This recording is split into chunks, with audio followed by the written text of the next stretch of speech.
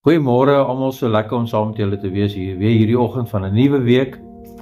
En pastoor Andries het Sondag 'n bietjie vir ons verduidelik met 'n tou om iemand se nek. Hoe die duiwel ons rondlei deurdat hy ons beheer met dinge in ons lewens wat hy gebruik om ons van die Here af weg te trek. En dit kan wees dinge wat ons in ons harte bewaar en hou as gevolg van ongelukkighede teenoor mense. Ons noem dit in Engels dit jy het al 'n hurt op. Of daar's 'n probleem, maar jy deel nie met daai probleem nie. En jy deel nie met die kondisie van jou hart nie.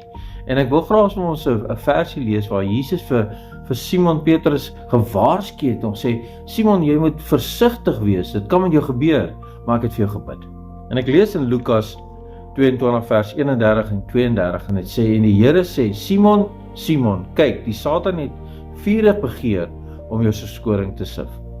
Maar ek het vir jou gebid, dat jou geloof nie ophou nie, en as jy eendag bekeerd is, moet jy jou broeders versterk. Daai laaste gedeelte sê, ek het vir jou gebid, maar as daar gebeur en jy struikel dalk, moet jy vinnig opstaan, want ek wil jou gebruik om jou broeders te versterk. En ek het vir jou gebid, dat jy nie moet struikel nie, maar as dit gebeur, baie keer dan gebeur dit dat mense struikel, en jy hou ding in jou hart, dan kan die Here jou nie gebruik nie. En die Here wil jou so graag gebruik vandag.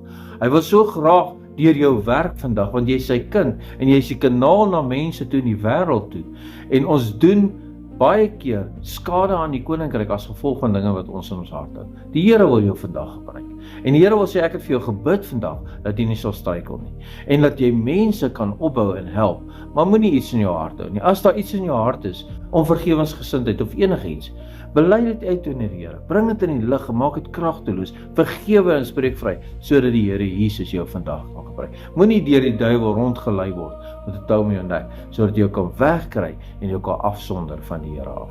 Kom ek bid vir julle.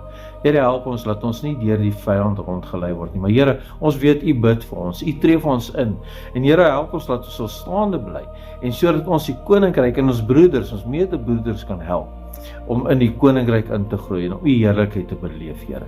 Maar help ons om nie deur die vyand rondgelei en afgesonder te word. Beskerm ons daarteen, Here, en gee ons die wysheid om op te tree vandag. Ons vra dit in Jesus naam. Amen. Amen, en mag jy 'n wonderlike dag hê.